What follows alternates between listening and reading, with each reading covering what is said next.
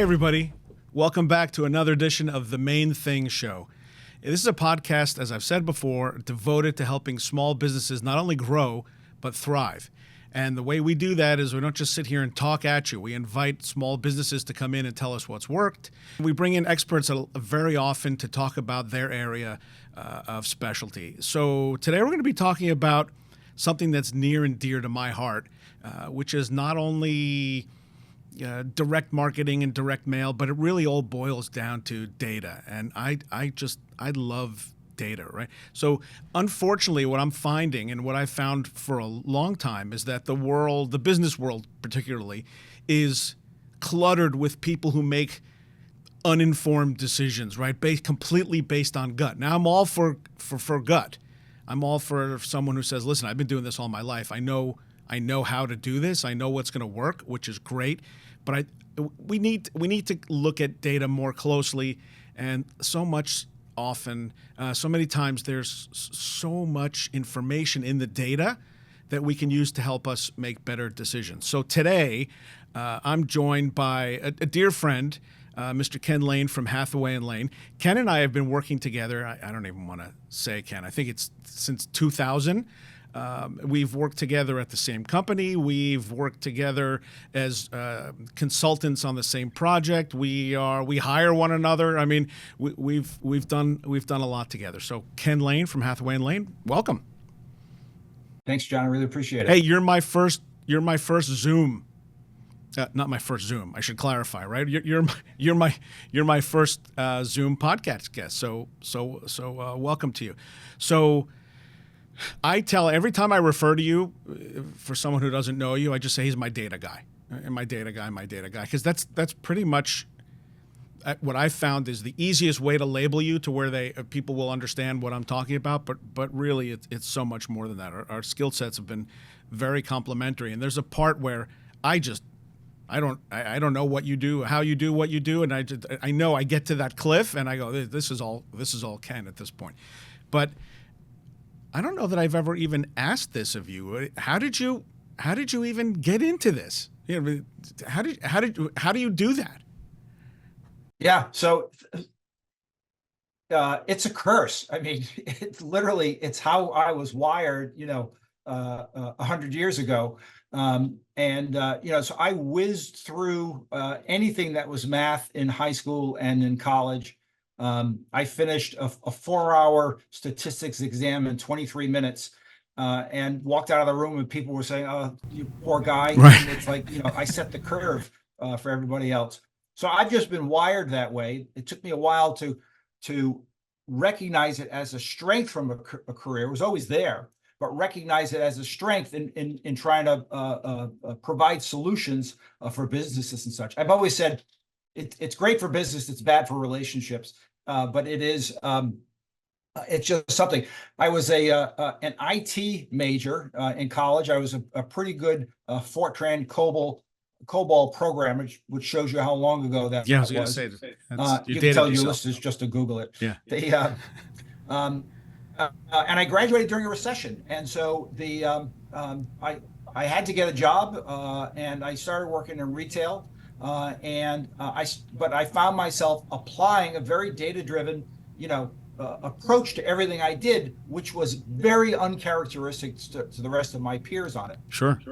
And I did a reasonable job, and I did that for a number of years, and then recognized this skill set was essentially what the catalog industry was using to explode. It was numbers at every level: square inch analysis, response analysis, lifetime value analysis, customer retention rates, items per order, et cetera, et cetera, et cetera.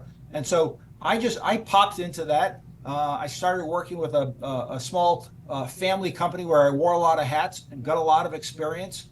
And then I had the opportunity to join Staples in the early days of the office superstore industry. And, if one of them was cutting my teeth, the other was essentially getting an MBA, because it was big picture skills applying, to things that were going to change how companies did business. And the same thing happened. It was, I developed programs and metrics and such that helped us as a company grow as a company. And it's just all data driven. I took the Myers-Briggs class when I was with Harry and David Jackson and Perkins, and the person handing the results out said, if you were any more left brain, you would topple over, because it's really just the way it's been set up. So, okay. So still, you're my data guy with all of that. And when someone asked me not long ago when we were talking about who we're having on this podcast, and I said one of my guests has to be Ken, because he's my data guy. You don't understand. He finds stuff in numbers that we don't normally find. And they're like, well, give me an example. And I go back to one of the first projects you and I worked on here while I was at the Main Street Business Alliance. And I brought you some data, and we put this together, and I said, well, here's how we've been marketing to, and here's this, and here's that, and here's some other. And then we overlaid all that data that we found from the trend report, and you're like, I know you've been marketing to this group of people, but did you know that the ones that really actually interact with you are women between 25 and 40 or whatever it was? They have this characteristic, and they love dogs. I mean, that just came out of nowhere, right?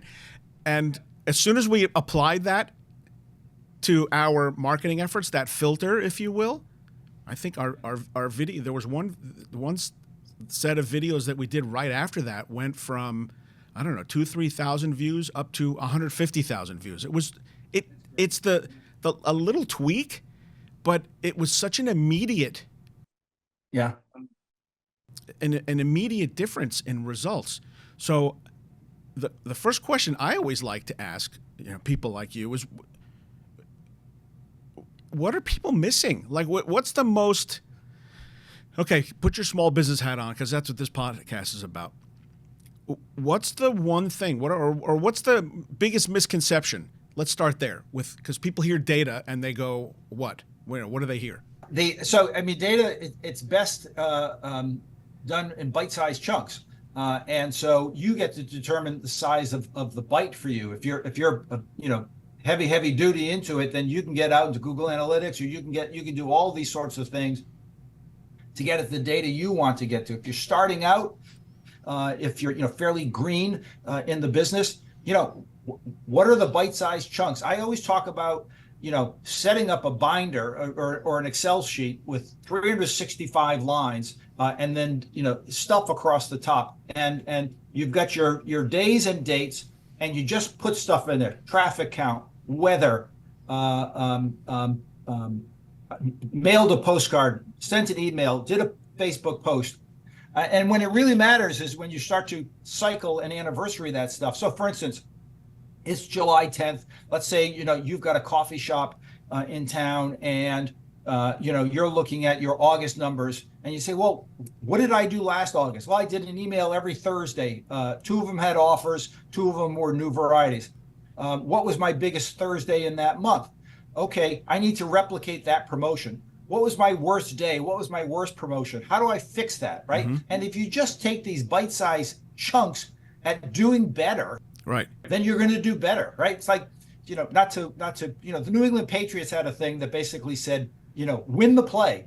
And if you win the play, and you win the play, and you win the play, you're going to win the game, then you're going to win the division, then you're going to win the Super Bowl. And so it really just plays out that way. It's not rocket science, but it really is kind of based in science. So, one of the biggest challenges I've found as I walk up and down this main street, and as I travel around the country and I stop at every other main street and talk to business owners, is they don't know where to start with this. I'll say, hey, tell me about your database. And they'll start, some of them will start telling me about their POS system, which is just a scratch of what it actually is, right? Because you don't know who people, it's the data company and the POS company and the bank in that instance that have all the information, but they don't necessarily have it. And frankly, with a lot of these POS systems, they don't even really have the access to do that. They don't know where to start. So what do you tell a small business owner that in that example that you just gave about bite size, like, you mentioned like 65 columns in a, that's 65 different data points, right? So, but it's got to be smaller to start. What do you tell a typical small business person that is a really good way to start getting better data? Yeah, it is, it's write as much down as you can. And then with time, you'll start to realize what are the things you keep writing down, or what's kind of the category. I have lots of quotes and axioms, and one of them's three is a trend. If you're writing down for the third time that people are coming in from the weekend from Saddle River or something. Then well, gosh, maybe I've got an audience in Saddle River. Maybe I should post something in Facebook or something like that, just to kind of play those things out. And you store all that data and start to figure out what the trends are. The first bit of advice that I give every marketer of every ilk is that on your website is to collect email addresses and to collect a zip code, because the zip code tells you so much. If you've got a spa in downtown Hackensack, then you've got a trade area that's 10 minutes around that or 10 miles around that, and so you want to be talking to those people. You may find that in the summer you're drawing from Boston to DC. And you want to know those things, and so following summer, I'm going to send an email to everybody outside of New Jersey that says, free massage oil if you book a couple's massage, in these weekends, and it's low cost, it's targeted, it's smart, it's relevant, and chances are it'll work. It'll work well enough. I'm not asking you to spend $10,000 doing it. I'm asking you to send 100 relevant emails. Right. Yeah, no, that's it. And again, that's what I love about what you're saying. It's the bite-sized stuff. Just start small. It's amazing what you can learn from sending out 100 or 200 emails, and what kind of response you get. I've just been the trend. You and I have done, I don't know how many feasibility analysis and trend reports together and things like that over the years. This one was actually really neat last year, especially with the partners that we had that came in. So we went to different lists, and we were able to just overlay a whole bunch of data just to come up with some really fascinating information. And people are like, okay, well, now what? What do you do with it? I'm like, I'm using this trend report to help me to influence every decision I make. And it's actually turned out really well. But one of the things I want to ask about is every time someone thinks about direct marketing these days, or any day really, right? The first thing that comes into a lot of people's mind is direct mail. And then they think postcard or catalog or something that you put out there. And nothing bothers me more than when I talk about this and someone says, oh, I tried a postcard back in 1987 and it didn't work, right? There's so much that could have been wrong with that postcard. First of all, it was 20 million years ago. But how does small business effectively use direct mail? Like, what's the most effective way to do that to boost their growth? It's to be as smartly targeted as you can be. So whether it's a geographic trade area or a customer type, or time of year, it is to find a way to measure and manage how you did on it. So, if you mailed 1,000 postcards, ask them to bring the postcard into the store to redeem it. That'll help you measure response rate. Write down their zip code on the postcard. Write down what they spent on the postcard. You'll start to be able to develop an understanding of regionality and average order, and what does that mean? How does that all work out? Figure out ways to do it better. The other thing is before you mail, is write down what you think is going to happen and why you think it's going to happen. I'm going to mail 100 postcards. I think half the people are going to come in, and I think they're going to spend $100, and so I'm going to have a $5,000 day, and you do $250. And well, why? Well, they spent less per transaction, or only 3 cards came in, and then you start to figure out which assumption is wrong, and then how do I improve upon that the next go around. So I love that you said write it down. I mean, I think you've said write it down 3-4 times now. I think the other big misconception is people think it takes all this monster technology to really do this. And you've said already 3 times today, just, hey, write on the back of the postcard this information and that, so that when you have to, whether or not you throw that data in a spreadsheet later or not, it's good to have it all right in front of you. But are there other business benefits from good direct mail campaigns? Like, someone will say, I keep saying someone will say. I very often say, well, hey, what have you done, right? Let's talk about direct marketing, even before I drill down to direct mail. But direct marketing, what are the other benefits? I like to tell people that there's plenty of benefits. It's not just about that one promotion, right? What are the benefits of direct mail, direct marketing campaigns? So let me frame the answer this way. If you've opened up a new store or a new restaurant, let's say you've got a pizza shop, you got 5 stores, and you open one in downtown Hackensack, and you put a billboard out there that says, coming soon or stuff. Now everybody knows you're doing that, including your competition. You advertise on radio, your competition. Put it in the newspaper. Daddy, what's a newspaper? It's competition, right? And so if you do direct mail or if you send out a postcard, and you can do they have this saturation mailings you can do. I'm not a big fan of it, but you should know about it. Or you send out an email to, let's say again, I was on the economic development committee for a small town north of St. Louis, and we were just kind of consulted. My job was to kind of help consult businesses do a better job when they got there, or figure out how they could do well when they got there. And there was this pizza restaurant across the river. We were right on the Mississippi River, and they were opening up a second store on our side, on the Missouri side. And they looked at me like I had 2 heads that said, you need to be posting in your store here, opening July 1, our store in, Louisiana, Missouri, or send out a postcard or email to everybody that's coming to you from Missouri, and say, hey, now we've got a restaurant closer to you. And so that's the thing. The benefit is nobody knows you're doing it except you and your customers, and your competition doesn't. Yeah, well, so it's stealth marketing. Yeah, well, stealth is a good word for that instance. There's no doubt. So I'm trying to frame this question properly, right? So in that example, and I think you gave a good example there, being able to do that. You could argue that someone else with another pizza shop is on every pizza mailing list, competitor that they have within 5 miles, right? That's frankly what you should be doing. You should get on every one of your competitors' mailing lists and email lists. So there are so many stories I want to refer back to, but I want to be careful here not to get us off track.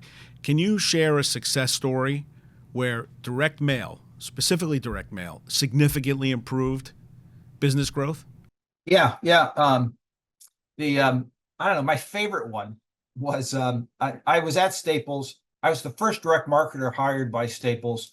I was essentially hired by Tom Stemberg. He's a data guy. I'm a data guy. We got along great. And then I was, kind of a steward style of management where I was out in the field. I wasn't afraid to travel to stores. I wasn't afraid to help unloading a truck, just to be part of everything and understand everything. So we had this store in Stratford, Connecticut, store number 18, and a bridge had gone out. A bridge had washed away on the way to the store, and so the store was like doing no volume because you essentially couldn't get there, and the southbound route to get there, nobody was there anyway. It wasn't business there, and so and you were opening a store a week, so nobody cared, right? It wasn't a great store, and so the fact that it was, doing 80%, down didn't matter. We were opening a store a week, and that was the priority. So, but the store manager, it was his priority, and so he calls me up. He says, Ken, the bridge is going to open a week from Saturday. Is there anything that we can do? And we talked about it a little bit, and said, okay, here's what we can do. We can carve out the trade area of the people who have been cut off by the bridge. We can send them a postcard. We can put an offer on it. Let's put $10 off $40 on it, because you don't need to be giving the $10 away. Make them spend 40. And the fact of the matter is they'll spend 80. So you win with that as well. Make sure you get it, you get it in home, just prior to the Friday that the bridge opens. Have this weekend offer and stuff like that.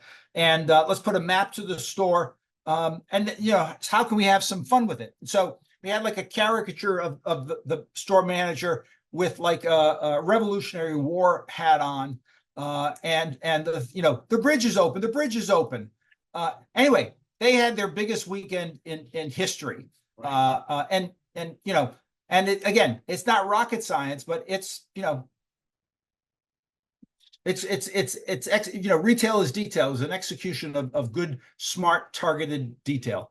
Smart and targeted. I mean, I know we've over our careers talked a lot about what I call carpet bombing, blanketing everything, and that people, and I think that's what people end up looking at. They look at those costs of something so like I want to send a postcard out to everybody within 5 miles from here. Well, let me tell you something.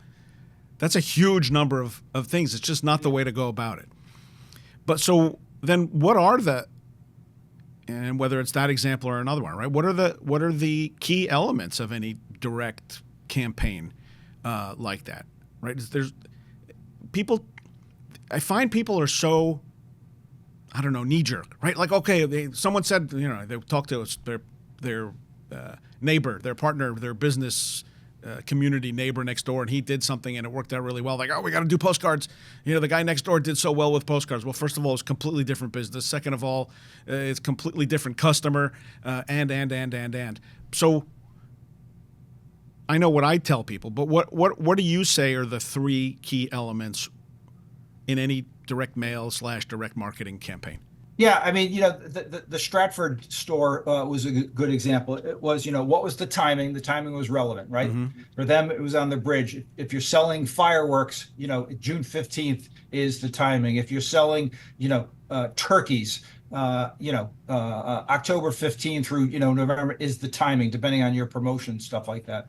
And et cetera, et cetera, et cetera. You've got to, the timing has got to be right. The target is where you're going to make your money, so, you can, if you send 1,000 postcards to people who have shopped with you before, mm-hmm. or you send a postcard to everyone in Hackensack through the post office's program, which is it's cheap per piece, but it is so untargeted. All is that they're from Hackensack. Right. I bet you're going to do more dollars with these 1,000 postcards than from these 20,000 postcards. Right. Sure. Right. And these 20,000 postcards are going to essentially cost you a lot more. Right. And then the promotion. What do you want them to do? And what's the call to action? And then make it clear. If you want them to come in and buy something, put an offer out there. If you want them to, whatever, just tell them what you want them to do. I want you to share this on Instagram, and we'll put your name in for a drawing. Right. Yeah. And I'm glad you mentioned that. I find that so many people these days are like, okay, well, let me give away something free. Let me give away something free. Like it's free. And it just, first of all, I don't know, depending on your business, again, blanket comment, but depending on your business, that tends to cheapen your brand and all that kind of stuff. And you really think someone's going to get in their car, drive across town because you're giving away, I don't know, a can of soda if they buy a slice of pizza. That's not what it is. And that, I remember I was in Boulder, Colorado not long ago, and I saw this like beautiful store with this absolutely ridiculous promotion, like today only, 2% off or something. It was something so insignificant. And I'm looking at it like I was almost bothered by it. So I walked in, I go, hey, how's that promotion going?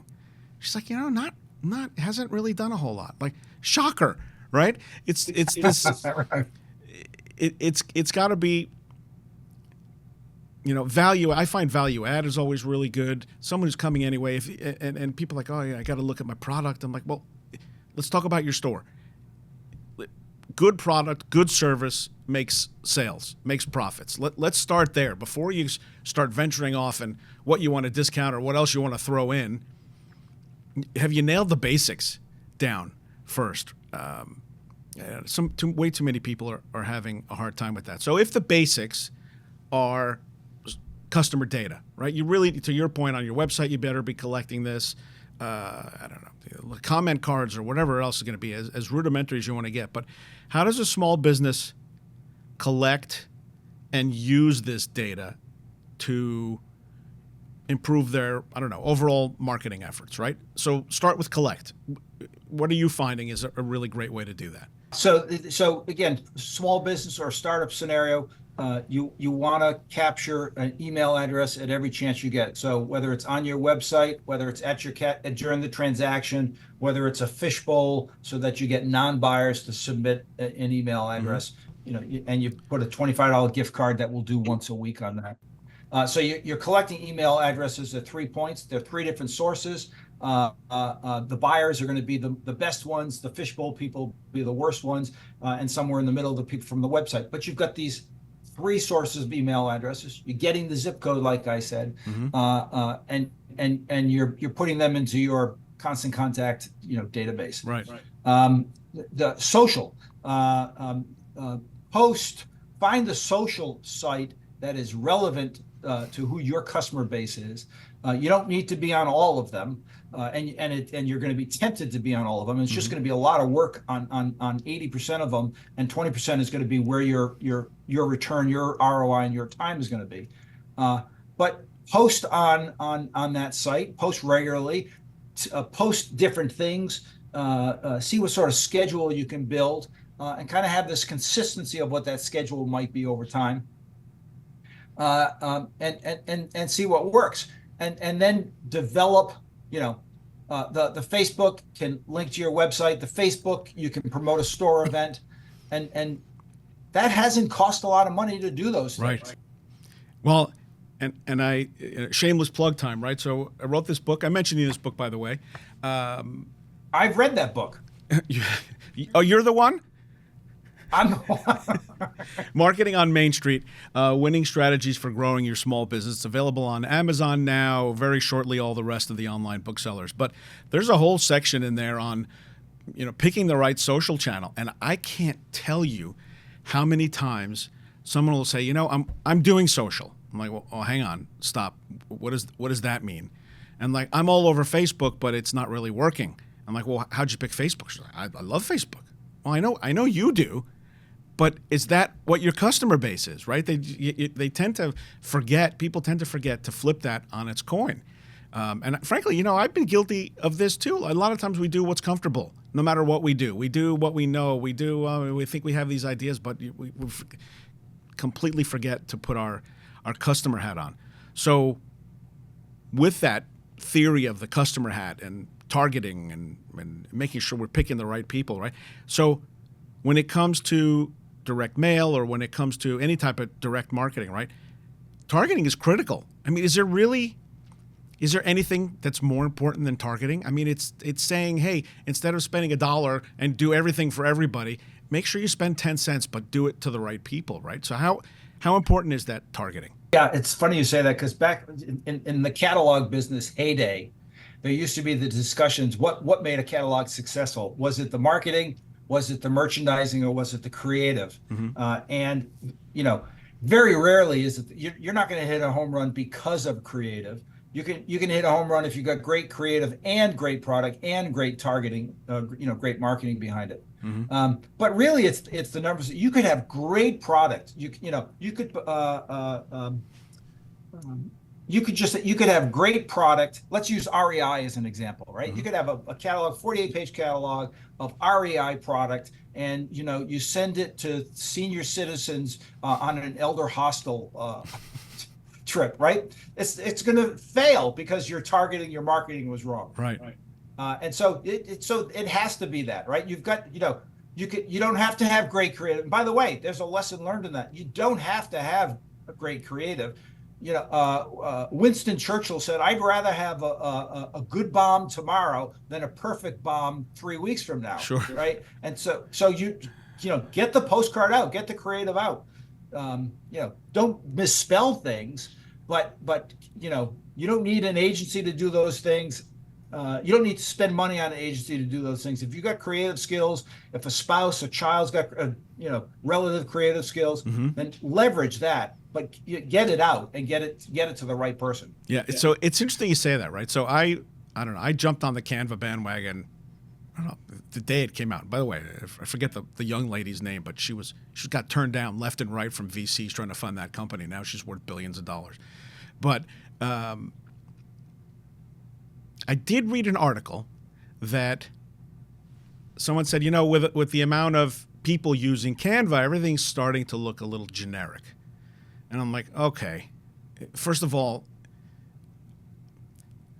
do I say I don't buy it? I don't necessarily buy it. I mean, there's so many different things you can do to change things up. So, but to your point, do you need a big, expensive agency, especially some of these smaller companies? No, there was a scenario not long ago where I was trying to make an example for one of the small businesses, and I'm like, here's what you did, and here's the creative. It's nice creative, and you told me you paid about $1,000 for this. Hours. Now, granted, it had different sizes and all those different types of things. And I go, here's what I just created while we sat here having a cheeseburger. Yeah. So, right. So what's the value? And again, I don't want to get quoted as saying, oh, the Peters guy came out and said you don't need creative. So you do, but there's so many different things that are available now, especially, I don't know, there isn't anybody I talk to these days where AI and Gen AI doesn't come up. And I've been watching some really interesting trends. But before I get into those, I do want to ask you about personalization, right? Because AI is one of the places I see a lot of personalization happening. I see some amazing flaws.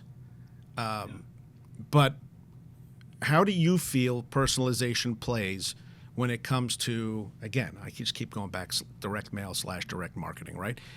And how can that benefit small business? So personalization is good. It benefits any business, but you can't make mistakes on it. You've got to get it right. And so don't jump on the bandwagon and say, I'm going to send an email to everybody, and I'm going to dear and whatever's in the first name field of my email database, put that in there, unless you've checked it, right? Or unless you've got a process for checking it. It's just got to be relevant along those lines there. I got my American Airlines frequent flyer card in 1989, and it was early on in that industry, and I was 7 years old. But besides that, and by the way, I still know the number. I've never, I just know it. Right. But I signed up as K-Lane because back in 1989, server space was a premium, and they just, they only wanted first initial, and they probably truncated last names at 8 letters anyway. To this day, and I don't know, let's say I've put 250,000 miles on American Airlines inside of those 35 years. Right. Yeah, right. Yeah. I still get my emails. It says, "Dear K-Lane." Right. And and so it's not wrong, but I just find it lazy and insulting to a small degree, right? Not a small degree. I mean, whenever I sign up, by the way, if I sign up for something competitive, first of all, I have a secondary and tertiary. I've got 12 different email addresses, right? So that I know who does. I do it for tracking. Like, hey, they're using this, they're using that. But a lot of times, I'll use first name, leave me, last name alone, right? So 2 weeks go by and I get an email addressed to me. It says, "Dear, leave me alone," and things like that. That's great. So they don't. Yeah. The fact that someone's not looking at that just means, okay, you're trying to tick the box for personalization, but you clearly you don't get it. So, all right. So we talked about personalizing. I think one of the things we didn't touch on yet, which is probably the most important, because we've been talking about tweaks and checking and tweaks and checking, and is measuring, right? So I'm a big fan where if you can't measure something,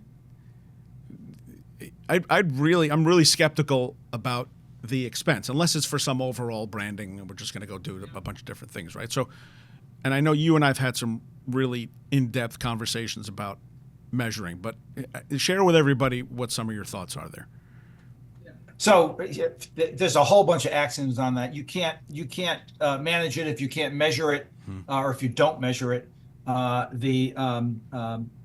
One of my favorite ones, because I saw it put into life, there is what is measured is what is improved. And just a quick story, had an operations consultant come in and look at a client of mine and their package volume and stuff like that. And he got there at 9 o'clock. He said, when did they get in? And we said 8 o'clock. He said, how many packages have gone out? We said, 1,000. So they did 1,000 packages in an hour. He had a stopwatch. He just measured every step of the way, how long this was taking, how long that was taking, how long it took to scan for FedEx, all these things. And he did that for an hour. And we had 1,400 packages go out in that hour. So just because you put a guy in a suit there, productivity went up 40%. Sure. Right? So So measuring is everything. It really is just everything. And then my favorite one is if you can't measure it, it doesn't exist.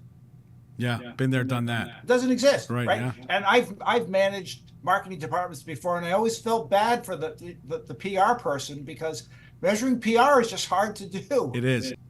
Yeah, and that's one of the ones I put in the bucket of, listen, this is something we're going to spend, and we'll be able to see the results, but don't talk to me about ROI and things like that.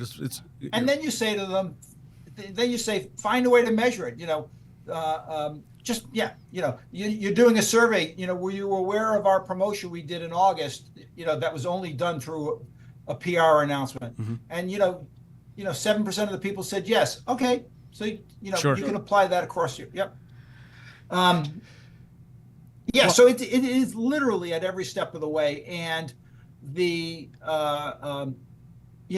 I hate, you talked about people say, well, we did that, it didn't work. Well, why, we did that and it was great. What was great? Oh, we sold a lot, right? What's a lot? Right, sure. Right? And I'll tell you something. I did a project for a client, and they had dropped a category of business. And I asked why they dropped that category of business, and they said, because it didn't work. What was your definition of didn't work? Well, we bought 50,000 of them, and we only sold 10,000. And they said, okay, where'd you get the 50,000 from? Well, that's how many we had to buy. Right. And anyway, when you peel the onion enough, right? When they had done this category years prior, mm-hmm. they sold 5,000. Right. So they had 100% increase, but because they this is where check your assumptions, write it down. Because they'd done 50,000, it was a bust, but they had 100% increase, and they walked away from it because they weren't measuring it properly. Right. Sure. And instead of looking see if there's other ways they could buy fewer or something like that. It's. So I would put that up as a common mistake, right? And these assumptions that people make based on that, on the flip side of the example you just gave, someone said, "Oh my God, it was awesome." We filled up the restaurant that night. Okay, yeah, we made X amount of dollars. I'm like, okay, great. What'd you spend on the promotion? Yeah, right. Yeah.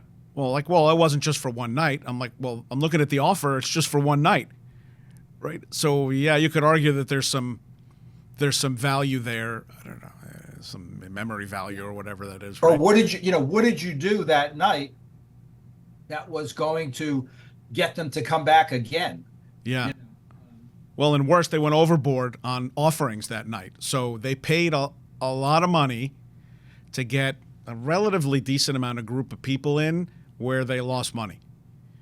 Right. All well-intentioned folks, right? It's about looking at this thing from every different angle. Yeah. And the one angle I have found over the years that people tend to ignore is this what we call the CLV, right? The customer lifetime value. Yeah. They have all these people in this bucket of customers. Well, hang on a minute. Yeah, this guy just spent 50 when this guy over here just spent 10, but this guy's been spending 10 every week with you for the past 12 years. Right? Yeah, So, and again, you and I've had some really great conversations on customer lifetime value. But are you finding anything different in these days? What are you finding that people understand or don't when it comes to customer lifetime value? Well, so the first and foremost is to the extent that people they aren't measuring it, Right. they have no idea. And so there's the problem of a false positive or false negative based on doing that. Your example is a perfect example of that. I did a project for a client. They wanted a segmentation of their database for some work, and I'm building it. And I said, "Hey, you've got a retention problem." No, we don't. No, you have a retention problem. You should be at based on the business you're in, you're going to be at 33% plus or minus, right, depending on margin and things. But just use 33% year-over-year retention. You're at 18, right?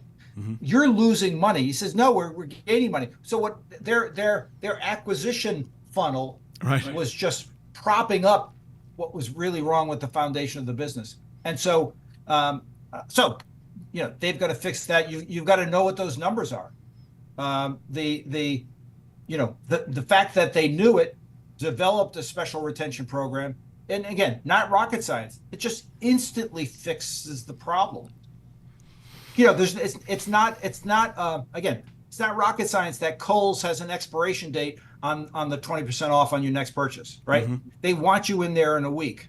On the 8th day, it has no value. Sure. So you've got this built-in, retention piece. Yeah, no, all good information, all great information. Thank you. So we're nearing the end of, and I know you and I are going to talk for another 20 hours between now and the end of the weekend, but I don't want to forget to ask you about future trends, and it's going to be AI. So let's. I mean, someone says, "Oh, you put a couple of AI chapters in your book." I go, "Yeah, it just came out last week and it's already outdated." Right. It is what it is, right? It is. I don't know. You and I spoke a few days ago, and you're like, "It's the wild, wild west." It is. It's the wild, wild west. So, but how do you see future trends? Is there some? What should they look for? What should small businesses who, again, the guy who's talking about marketing and social is very often the guy who's opening and closing. It was very often the guy who's making deliveries. Listen, I know small business. You know small business. We know the pain of having to make payroll on Friday. It's hard to grow while you're operating. But if there's a certain amount of time they have, a certain amount of time a day they can take out, what are some of the future trends that people should be reading up on, that people should pay attention to? For a bunch of reasons, COVID, the understatement of our lifetimes, COVID changed everything, right? Mm-hmm. And there's still these rippling effects through things, but it required businesses to pivot based on what was happening in the world. The ones that knew their numbers did the best. And so, you could be a measure and manage marketer, for decades. Boom, you were the star come COVID. And then, it's all becomes on steroids since. Those mm-hmm. Those that had the right forecasts in 21 and 22 are doing well. Those that had bad forecasts, that didn't know their numbers, some of them have failed or stumbled badly, right? And so all those things are relevant. I mean, at this point in time, you have to say AI, and then you have to basically, you got to write everything down in pencil, mm-hmm. And you got to recognize, every day you're going to be a day smarter, and you have to keep the blinders, out here, mm-hmm. that allow you to absorb that, and at the same time is, you've got to be very, very careful. Here's an example, and your Canva example was a good one, and made me think of this as it relates to AI. Let's say you work for the New York Times, I work for the New York Post, and it's 4th of July, and we have to write a feature article why the Yankees are going to win the World Series. And I go to AI and I put it in. You go to AI and put it in. Chances are we've got the exact same articles, mm-hmm. right? Mm-hmm. And so you can't be all in on AI, at 1,000%. You got to put the time spin on it. and use 8-letter words. You've got to put the New York Post thing on it and remove all the 8-letter words. And you have to you got to put your spin on it. And so it's the same thing here. You should not ignore AI, but you should not be it's not a cult. It's just another tool in your toolbox. Yeah, I've been getting. It's interesting that you say that, and then we're going to have to come to an end. But I've been getting a bunch of very obviously written AI emails. And listen, it got to my inbox. I'm conceivably relevant. And the first paragraph, I was like, wow, this guy did his research.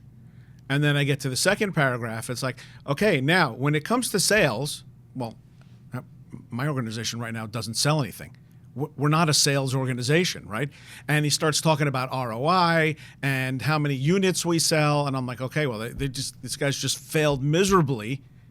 Yeah. And now, again, wild, wild west, come X amount of days, weeks, months, years from now, I think we're going to look back at this and go, wow, that was really, really nascent.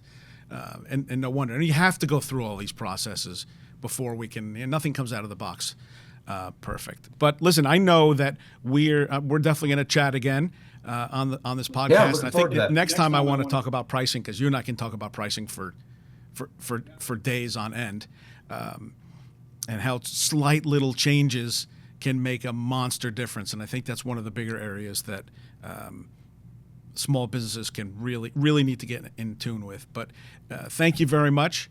I really appreciate your time today. Always highly respect your expertise and knowledge, and as always, it's a pleasure working with you. So thank you very much. Very much Ken. appreciate it. Thanks, everybody, and we hope you enjoyed this issue of the Main Thing Show. Stay tuned for more.